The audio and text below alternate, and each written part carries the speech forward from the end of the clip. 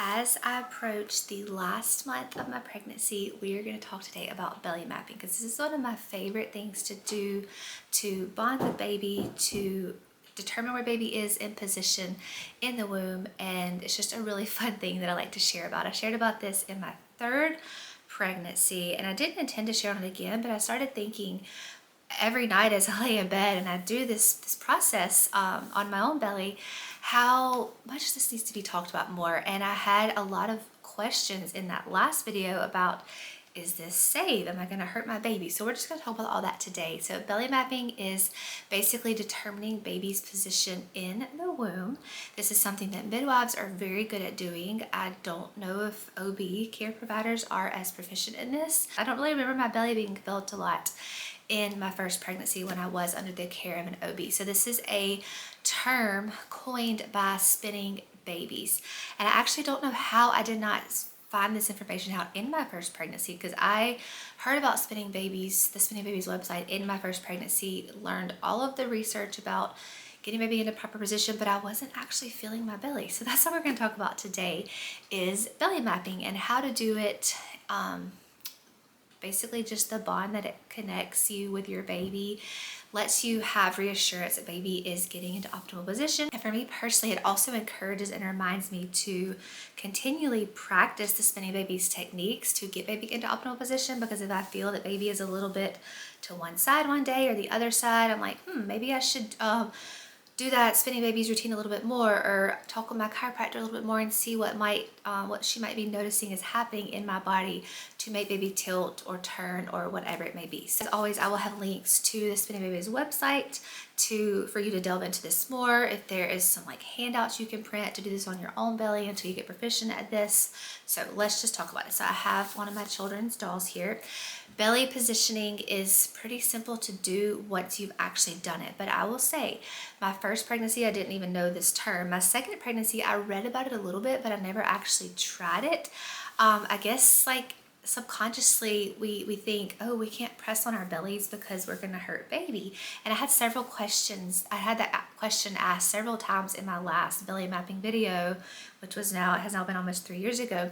No, you're not going to hurt baby. There is amniotic fluid all around that sweet baby, and your belly is meant to hold that baby and protect that baby. And just a simple press to find booty, head, back, spine, feeling kicks for arms and legs is not going to hurt baby. I do recommend doing this lying down, so I'll show y'all some clips kind of walking y'all through this. So when I first started doing this was in my third pregnancy. I finally asked my midwife to show me how she was feeling my belly, because she had been feeling my belly through my second pregnancy and now my third pregnancy. And she was like, oh yeah, baby's head down, here's booty, everything looks good, everything feels good, baby's in good position. But I never asked her what she was actually feeling for, or to show me how to do it. And it's not difficult. You don't have to have someone show you. You just kind of have to become comfortable with feeling and pressing on your belly and doing this continuously. Maybe like every night you're lying on the couch before bed, or if you're lying in bed before you go to sleep. That's kind of when I do it, is when I lay down in bed, I just check on baby's position and just see how he or she is doing. So you don't have to have a midwife show you, but it was helpful initially to have her show me. So she just showed me how she was putting her hand on a hard spot on my belly. You're gonna feel for the two hard spots. So the booty is gonna feel hard and the head. Now what can be deceiving is the booty and the head can feel a little bit similar until you've become aware of baby's position. If you know baby is head down, then you will obviously be able to tell what booty is and head is. If you're earlier on in your pregnancy and you haven't had anyone confirm via belly mapping through your midwife maybe, or you haven't had any ultrasounds to verify that, it can be a little tricky. But the way she explained, the best way she explained it to me, is if you touch the hard spot and you feel the whole body jiggle, that is a booty. If you touch the hard spot, maybe it's like this, and just this is moving, then it's the head. She explained that as if we touch our own booty, our whole body, our hips all kind of shift, but if we just wiggle our head, only our head really wiggles. So that's how she explained to me to feel it in my belly. And I also always have had her confirm booty, head, the baby's position before I do a lot of the belly mapping. She actually confirmed baby's position around halfway through the pregnancy. Now I'm about 2/3 to 3/4 through the pregnancy, and I'm pretty aware of baby's position now. We're booty, head down, legs kind of this way. So let's talk a little bit about the right and the left. There's all these terms that are actually really confusing to me.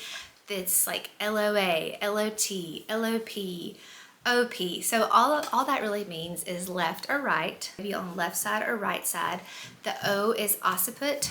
I think I'm saying that right. That's just the back of baby's head. Is back of baby's head to the right, facing mama's belly, or is it to the back, facing mama's spine? Then there's transverse and anterior and posterior. Transverse is just kind of sideways, so they're looking to your side of your ribs.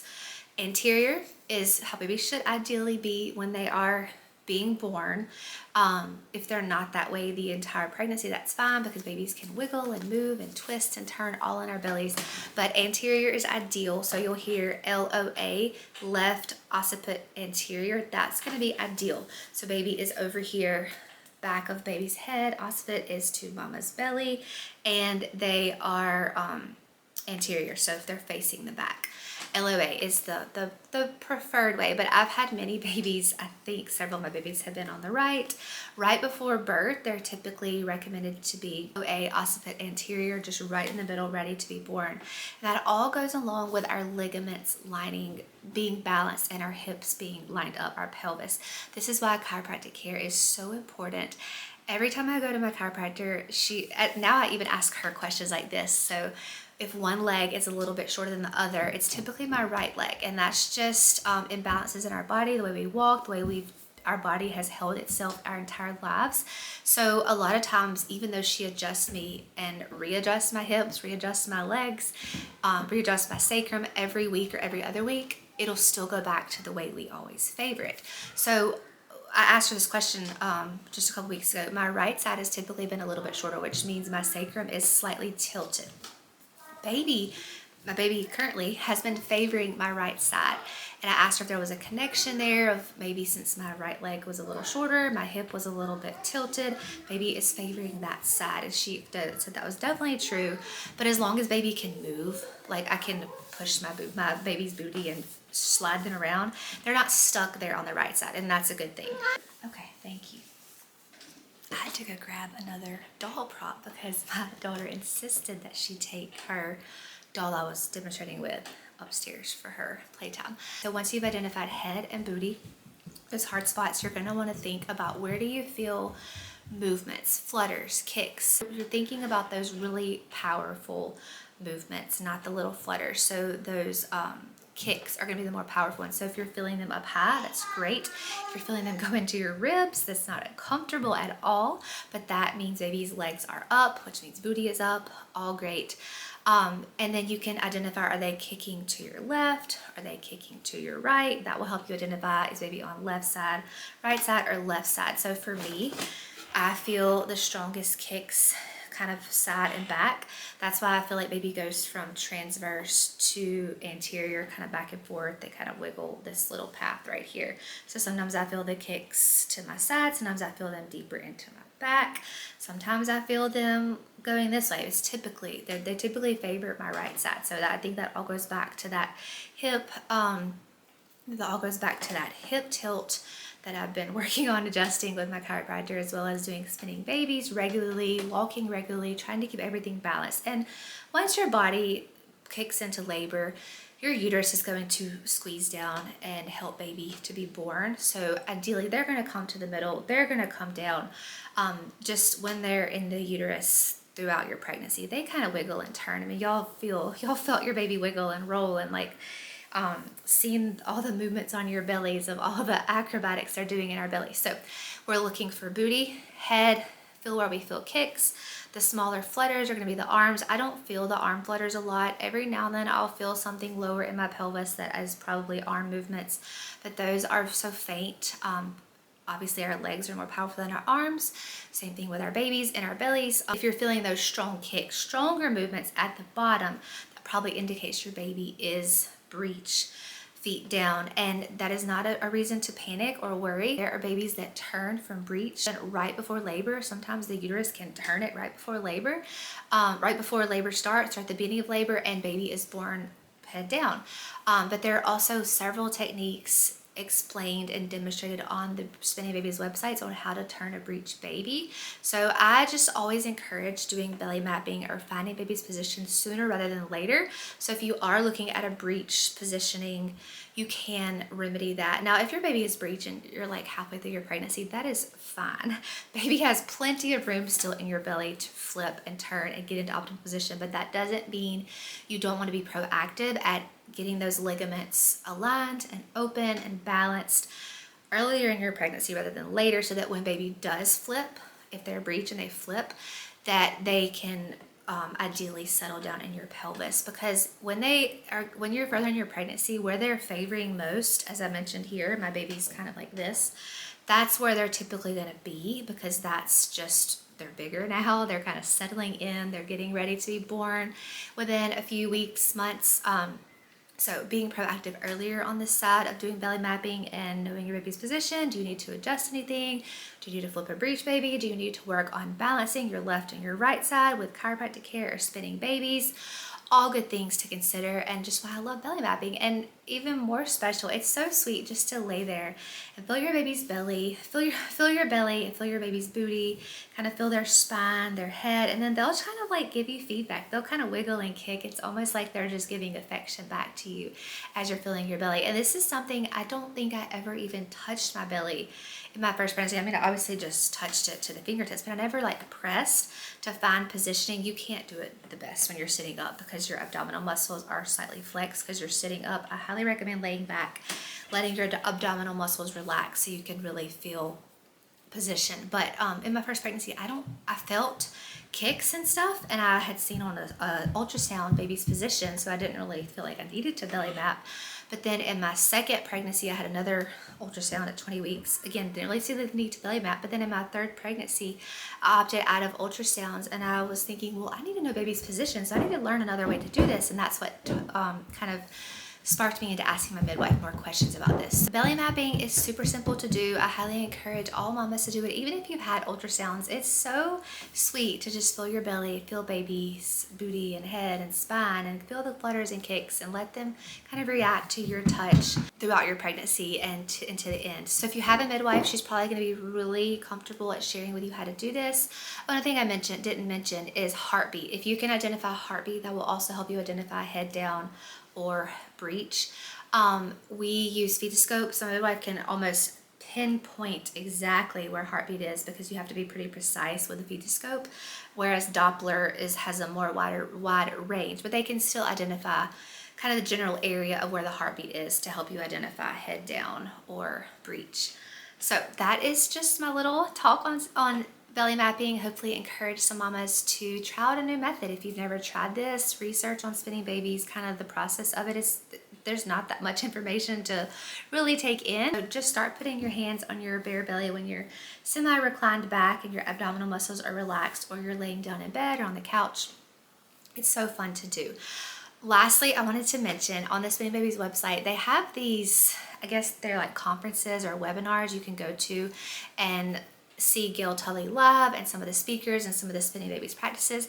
And one of them I've seen so many pictures of is painted belly mapping. It's where I guess people at the show or the conference will map your baby's position and then paint it on your belly. And it's so fun to me.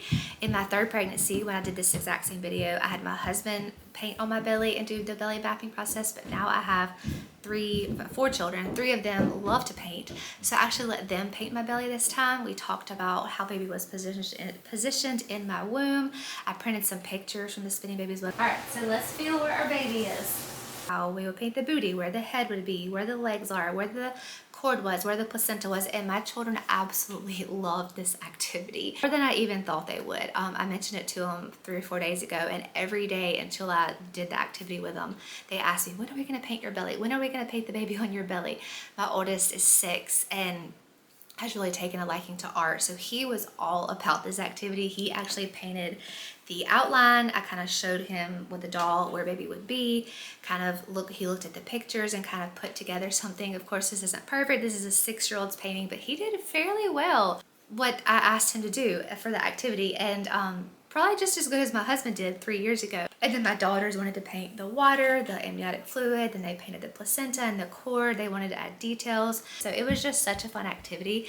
Highly encourage that as well. If you're a mama and you have older children who would enjoy that and you're comfortable with them painting on your belly, we just used watercolor so it washed right off after they were finished. That was a great activity for my older children to bond with baby in my belly and kind of feel position, and I let them like poke and feel in my belly and find the booty and the head and the spine, and they really enjoyed that. So if you have older children, that's another activity I highly encourage, because you can't really paint your own belly. You can ask someone else to if that's something you are wanting to do.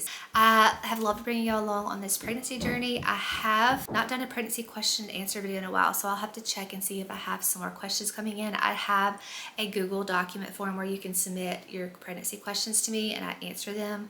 Ever done belly mapping or had your midwife tell you about belly mapping and done it yourself, kind of show you the process, let me know down below. Always praying for y'all in your motherhood journey, whether you are preconception, currently pregnant, postpartum, or just in the depths of motherhood with older children getting older. So thank y'all for watching this video on belly mapping, listening to me tell you the process, how to do it, encouraging you to do it.